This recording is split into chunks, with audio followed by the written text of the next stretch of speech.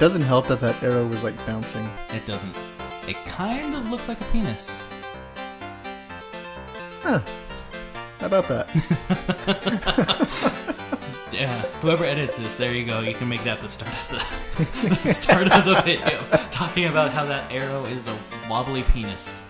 Hello, internet. I'm Gtbandgeek and DABIGTHICKNESS. And we're playing the Jungle Book on the Sega Genesis. Yeah. Yeah, this is. We were playing Sonic, but then that game crapped out on us. So I figured we could play. This game came out in 1994. That's over 20 years ago. Mm-hmm. I was 4. Wow. Allie was a year old. Yes, she was really? She's that young?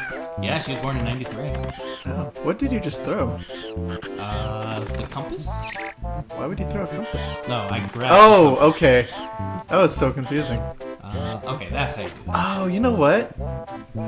And this is even more of a complaint against Disney. But, like, I'm realizing how many of their games are essentially the same. Just with different skins. Yeah. Because I had a Tarzan game.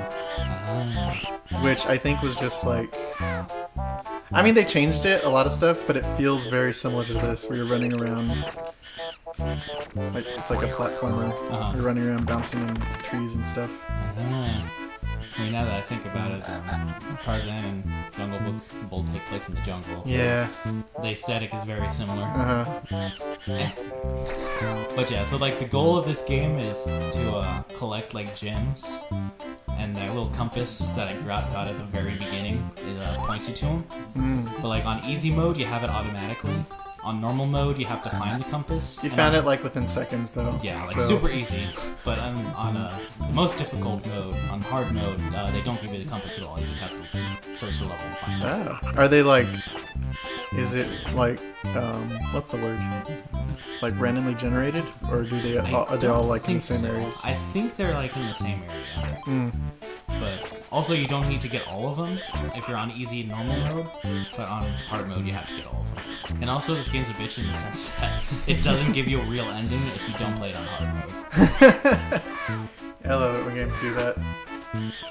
When they lock their content unless you like beat it on the hardest modes. That's how old school games were. Yeah. But yeah, was it? I remember playing this game a lot as a kid too. Music takes me back, freaking all the Disney songs in 8-bit and whatnot. We played this. There was also a Disney version of Lion King that my sister probably already played. I don't know if that one's out yet. And then Aladdin. I remember playing that. I've only played Aladdin at like friends' houses. I think the first Disney game was like A Bug's Life. But that's like technically Pixar. Yeah. I had that game too. Yeah. I don't remember if it was fun or not. It was interesting. I don't remember if it was fun or not either though. And I think after that it was Toy Story 2. Oh yeah. Which I don't know if that was a good game. It was difficult, so that either means like it was designed poorly or that it was actually a challenging game. That's always the thing. Like, is this difficult because it's a well-designed game, or is it difficult because it's a bad design game? Yeah, I mean, you know when you're a kid and you're like very forgiving of things, where it's like you kind of doubt yourself, where it's like, oh, like maybe I'm just bad at this game. Yeah. Oh, there are cats running around fighting. Yep, like crazy. I don't know what's it. Okay, that's the change. I freaked that cat out. Ooh, excuse me. Okay, boom. I got enough gems so that the end level is unlocked. And he just randomly dances. He's dancing! That's great. So you can tell me no if you want, but whoever's editing this, Ali or Richard, make Mowgli dance to some really obnoxious music. It's every day, bro, with the Disney Channel flow. 5 mil on YouTube in 6 months, never done before. You just tell me to fuck off if you want. That's totally an option too. Well, that would mean we'd have to seek out totally obnoxious music. Ah, yeah, that's true. What's that? I heard this one song that's in like a bunch of memes in 2016. It's not that Shooting Star song, is it? No, it's I think it's like you reposted it in the wrong neighborhood, something like that. Oh wow. It's yeah. Do that one, Allie, because I'm putting this off on you. There you go. Oh yeah, apparently Allie is one of our editors now. Yeah. So along with our rebrand, we have a new editor. Because Richard is like doing like actual jobs and stuff. Like Selfish bastard. Yeah. It's like, okay, so I'm supposed to be editing like 2 shorts for a feature, and then I have to go back and mess with this other feature that was shelved for a while because we didn't have a CGI artist, but now we do, so I'm trying to figure that out. Oh, nice. But, Should tell him to work on our opening video. Apparently he worked on Rogue One. I don't know what he did. Uh-huh. If he was just like in one of the post-production houses that like they hire. Ah, So that's pretty cool. that is pretty cool. It's a good thing to have on your belt, you know? Yeah. On the War of Stars. Yeah, that's what I kind of really like that movie. Yeah, me too. I don't know if it was just like from the time when it came out, where it was just like, yeah, I kind of need a movie like this. Because like, there's stuff about it that is kind of garbage, but it's still like, The whole experience overall is good. yeah.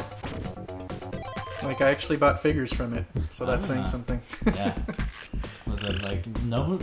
From what I'm experiencing, people who liked Force Awakens don't like Rogue One, and like vice versa, people who like really like Rogue One have a lot of issues with Force Yeah. Awakens. Well, yeah. So I kind of fall into that boat now. Like now that I go back, I For have a lot more Force issues with Awakens? Force Awakens. Yeah, like I have this weird problem where like I hate like all these movies that I hate. People get like annoyed that I hate them, but then like a month later or a year later, they'll be like, "Oh, that movie was kind of garbage." It's And like, I told you. Meanwhile, I tear my hair out. Yeah, because like I just remember at some point in the theater. It wasn't even that far in, I just started sinking down in my chair, like, oh no. But, yeah. I think Beauty and the Beast was similar. Oh yeah, that's the whole point of us Yeah. doing this game is so we could talk about it. Also, I died. Oh, yeah. The game died on us. Yeah. So we switched. Now we're gonna talk about Beauty and the Beast and all these live-action Disney reboots. Because I can't concentrate when I'm playing. Shouldn't she be at a lunch? That's Daisy, everybody. Yeah. My fiance. Also, I'm wasting all my good items because I keep missing. Stupid Ka. Or as I call him, Evil Winnie the Pooh. It's the same voice. Oh, yeah. I still have not seen that live action one. Oh yeah, yeah. It's on Netflix. Yeah. I never really cared for the original. Yeah. Like, I think I watched the sing-along one more, where it just had the good songs from it. Gotcha. How many songs are in it? It's like That's Bare actually- Necessities. Bare Necessities. There's Trust in Me, which is the song the Snake sings. That's something a about song. friends. Yeah. Trust in me, trust in me. He just like emphasis on all the S's, which is Oh, sick. right. What else? There's one the Vultures sing. Oh, and I Want to Be Like You. Oh, yeah. Okay, so those two Actually, songs. there's actually Those a two lot. songs were on the sing-along. Yeah, there's a lot of really good songs in that movie. It's back when the Sherman Brothers wrote the songs. And, you know, Classics. They're like classics, and they're actually really good songwriters. Yeah. Unlike now, where it's all just... I don't really know what to call it, because, like, Moana had one really good song that they used several times. And then it had like the fun song that really didn't make any sense in the movie. That one, did you watch Moana, right? Oh yeah, The crab thing? Billions of times. Oh yeah, it's just so they could do a David Bowie song. Yeah. Like a Flight of the Conchords guy just so Yeah. they could do a David Bowie song. Yeah, I mean, like I have problems with that movie, and I'm pretty sure at some point I passed out because I was just really bored. But it's like I was watching this thing where it was basically arguing that it's a better version of like Pocahontas, which it sounds like nonsense. But I'll have to show you the link because Interesting. it actually makes a really compelling argument. Interesting. Yeah, that movie has been like on repeat in this house because no, I have a kid. Yeah, I mean, And that you have no was- choice. You're stuck. It makes me go back and think of all the crappy movies I made my parents watch over and over. And I found one of those crappy movies that I made my parents watch over and over was the Inspector Gadget movie with Matthew Broderick. Oh. I saw it recently. I'm like, oh, I'm so sorry. I want to call him and apologize. It's so bad. It is so bad. And I remember loving that movie. Yeah, I think I enjoyed that movie too, but I don't know why. Oh, you died. I died. I'm dying a lot more in this than I was in Sonic. What movie did... I made my dad take me to the theaters to see Death to Smoochie. That kind of tells you how twisted my mentality was at an early age. Wow. I still kind of like that movie. That's Edward Norton. Right? Edward Norton and Robin Williams. Oh, okay, yeah, the one where he's like the Barney-like character, right? Yeah. Okay, yeah, I think I have seen that too. I saw it on like TV or something. Yeah, it kind of... I don't think it even has a Blu-ray release. Probably just DVD. Yeah. So I think there's like a story about how on the DVD commentary. I think Danny DeVito like directed or like wrote it or something. He was involved somehow. But just talking about like how it's like, I know people didn't like it, but whatever. He just like says it's definitely like, I would say it's a cult classic. Yeah, it's kind of like a cult classic. Yeah, because it's I don't think it's a bad movie. If anything, I just think Robin Williams is a little too hammy in it. Because like here's an unpopular opinion. I don't like most of Robin Williams' movies. Snap. Like, I think his best movies is when he's like more reserved. Like World's Greatest Dad. Oh my god, I remember that's a brutal movie. It is so brutal. But it's like a good like middle-aged like drama. Yeah. Or black comedy. Yeah, I remember catching that on TV one day. Yeah. Like, me and my mom were just like scrolling through, like, oh, this is a Robin Williams movie. Huh. Yeah, you didn't know what you were in for. We did not know what we were in for. But so I guess nobody's heard about that movie. Oh, it's really good. Yeah. It basically. Robin is Williams. it the kid from Spy Kid? I don't know. I think I missed that part. It's the kid from Spy Kids. He's this like disgusting teen to like Robin Williams, who's like not really like a failed writer, but because he hasn't had anything published. Yeah, he's like a school teacher. Yeah, he kind of doesn't want to do it, but you gotta have to. Yeah, and then like his son like autoerotic asphyxiates himself, but like he kills himself. Yeah, and Robin Williams is so embarrassed about the whole thing. He like fakes a suicide note just to save him from the shame of having to tell people. But that it's like his son... such like a brilliantly written or like a well-written suicide note. Like because he's like a writer. He wanted to be a writer, so it's really good that like it like gets traction and everybody's like talking about it. And they all act like, oh, he was such an inspiration to us. He like, was such a cool person, so such an artist, Yeah. And I think he like rides on that for a while, but then realizes it's like, oh, this is all BS. Like I just need to be myself and just accept. Like that scene where like he's like he's like getting interviewed, and they're like he's like laughing about the whole thing, but making it look like they think he's crying. Like, he's like laughing the whole time. Yeah, just how ridiculous. I think it's one of Robin Williams' best performances. Honestly, it is. I was just like, that was such. Such a subtle moment. Oh god. Oh no! I died. You died. Yeah. But I don't remember that from the movie. Like, and then it ends with Under Pressure. Like, Robin Williams he just jumps stripping into a pool. down and diving into a pool.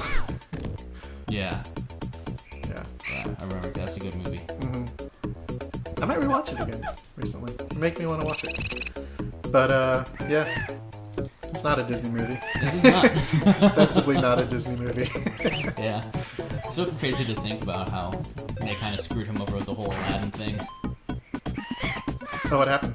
Well, basically, like, the reason he did the second Aladdin movie and not the third one, there's, like, a whole, like, drama thing where, like, he wasn't supposed to be, like, a big character. The genie wasn't supposed to be a big character in Aladdin. Just, I guess, like, Robin Williams was around. I thought he returned for the third one. No, that's what I'm saying. I'm going to get to that. Oh, okay. But, like, I guess in the first Aladdin movie, like, he wasn't supposed to be a big character. Mm-hmm. Like, Robin Williams just, like, I think he, like, showed up. Robin Williams did, I guess. Like, he just kind of showed up. Or, like, they, like, well, we got Robin Williams. I guess he could do something. We're like, all right. And then, like, once he was in the booth just riffing and just they're like, oh my god, this is amazing. We need to like put him in like this whole movie that needs to be about him. And Robin Williams was like, no, I don't want that. I don't want you to like. I think he like the stipulation was he didn't want his name used in the advertising for the movie because he's like, this movie isn't about the genie, it's about Aladdin. And Disney has integrity. Yeah, and Disney didn't listen to him. Like basically, they put him on the poster. They like put him like. Oh, like they just used him. Like basically told him the one thing he asked them not to do, and he was pissed about it. So like that's why he didn't do a lot of Disney stuff after that. Oh. But I guess when they were making Aladdin, that's also why in Aladdin 2, fucking Homer Simpson is doing the voice of the genie. Yeah. But so when they made the third time, by the time the third one was being made, I guess there was a different guy was running Disney, and they're like. It's like, listen, we're sorry about that whole advertising thing. I just died again. Wow, you just died. Just straight up died.